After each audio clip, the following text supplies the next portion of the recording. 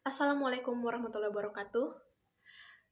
Kami dari grup 1 pada video kali ini akan mempresentasikan hasil bacaan kami yang berjudul Using Learning Video Material in Teaching English atau penggunaan materi video pembelajaran dalam pengajaran bahasa Inggris. Tetapi sebelum itu, izinkan saya memperkenalkan anggota kelompok kami. Yang pertama adalah saya, Musdalifah. Kemudian yang kedua ada Lutfia Nur Atifah. Yang ketiga, Syawal Aryuda. Yang keempat, Siti Sayyidah Fatimah As-Sahrah. Dan yang kelima ada Marina Dwi Cahyani. Baiklah, langsung saja kita menuju ke pembahasan materi. Dengan perkembangan zaman dan teknologi informasi, dunia pendidikan pun mengalami banyak perubahan, salah satunya dalam media pembelajaran. Penggunaan video material merupakan bukti perkembangan teknologi di bidang pendidikan. Salah satu audiovisual ini menarik digunakan karena dapat meningkatkan konsentrasi dan perhatian siswa karena penglihatan dan pendengaran mereka dirangsang melalui tayangan video.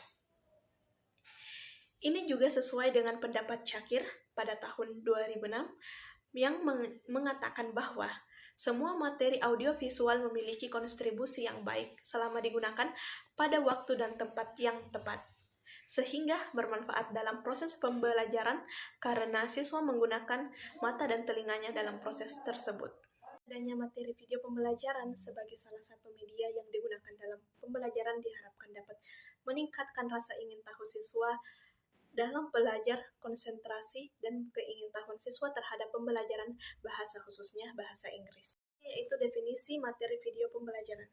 Dari beberapa sumber yang telah kami baca, kami mengambil dua pendapat tentang definisi media video pembelajaran. Menurut Riana tahun 2007 dalam Suardika 2016, media video pembelajaran adalah media yang menyajikan pesan audio dan visual yang berisi pesan pembelajaran, baik yang berisi konsep, prinsip, prosedur, teori, aplikasi pengetahuan untuk membantu pemahaman suatu materi pembelajaran. Video merupakan bahan ajar yang dapat didengar atau audiovisual yang dapat digunakan untuk menyampaikan pesan atau materi pelajaran. Sedangkan menurut Ihsan dan Ahyanuardi pada tahun 2021, media video pembelajaran adalah media yang menyajikan audio dan visual yang berisi pesan pembelajaran berupa konsep, prinsip, prosedur, teori penerapan pengetahuan untuk membantu pemahaman suatu materi pembelajaran.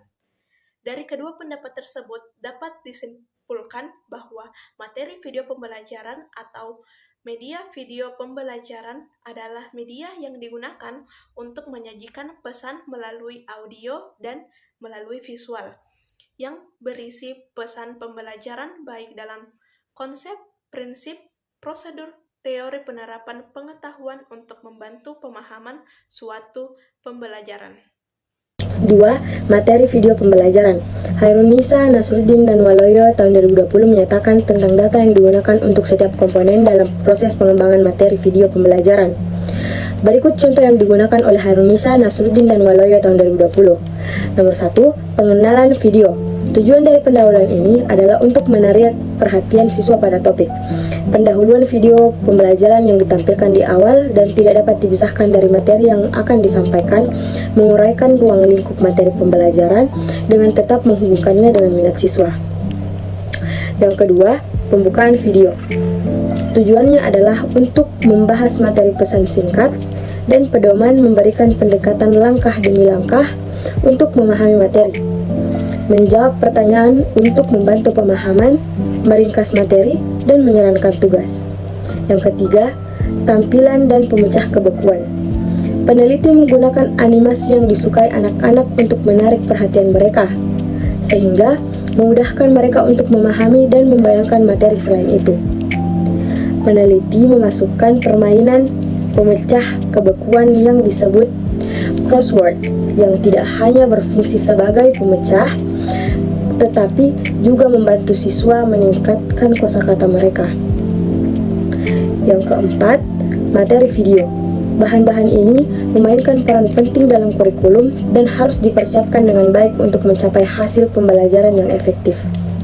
Pesan singkat merupakan salah satu bentuk materi pembelajaran yang dapat membantu siswa memahami maksud dan makna dari berbagai jenis pesan, seperti layanan pesan singkat, kartu ucapan, dan memo.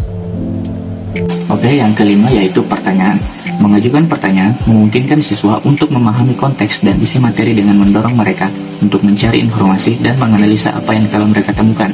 Selain itu, bertanya memberi guru kesempatan untuk menilai pemahaman siswa, memungkinkan umpan balik tepat waktu.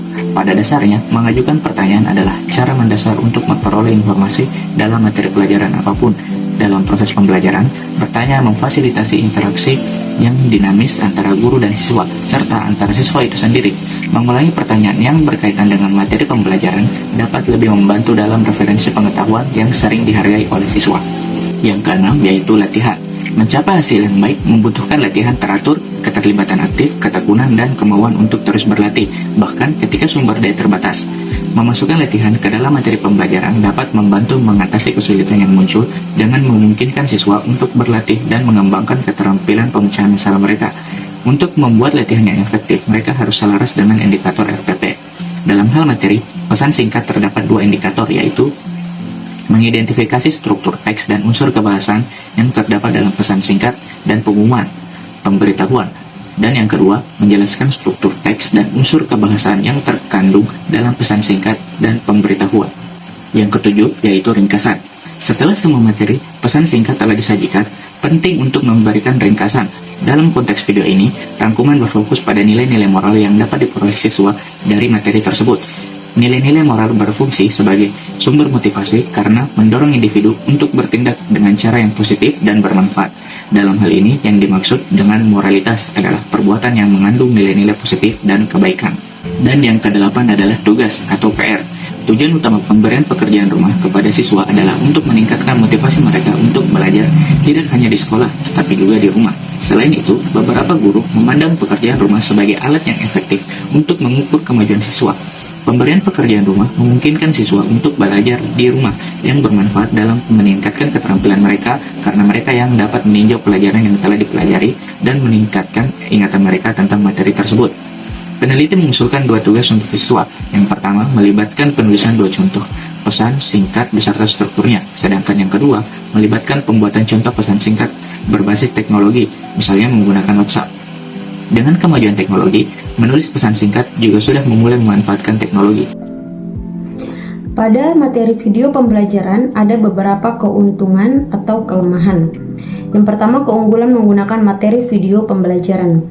Menurut Lumturi Bajrami dan Merita Ismaili pada tahun 2016, ada beberapa keuntungan menggunakan video di kelas EFL atau English as a Foreign Language.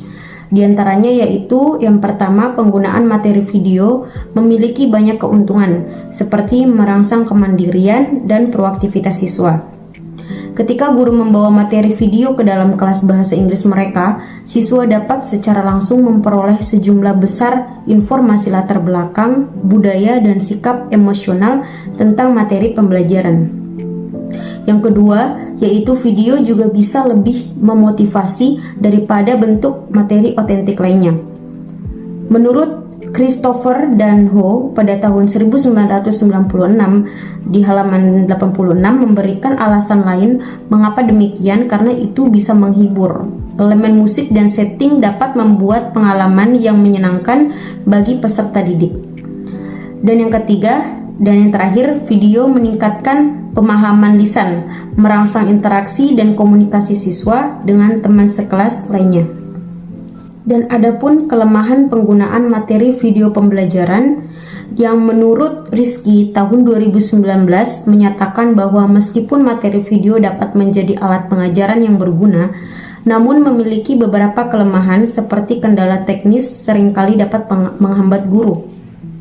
Menurut Priya Kulagiri tahun 2017 dalam Quora menyatakan bahwa ada 3 kelemahan penggunaan media video edukasi.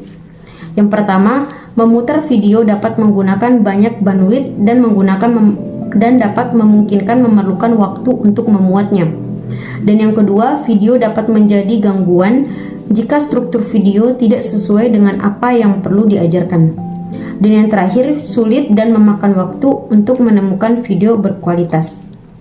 Jadi, kesimpulan dari materi kali ini yaitu penggunaan materi video pembelajaran dapat sangat bermanfaat dalam pengajaran bahasa karena dapat membantu menstimulasi otonomi dan proaktivitas siswa. Dapat juga lebih memotivasi daripada bentuk materi ototek lainnya, dan menggunakan materi video juga dapat meningkatkan pemahaman lisan, menstimulasi interaksi dan juga komunikasi siswa dengan teman sekelasnya. Penggunaan video juga dapat memperkenalkan unsur budaya dari bahasa yang sedang dipelajari, sehingga siswa juga dapat memahami bahasa dan budaya dari bahasa yang sedang dipelajari. Namun perlu diingat bahwa materi video harus dipilih dengan cermat agar relevan dengan tujuan dan minat belajar siswa.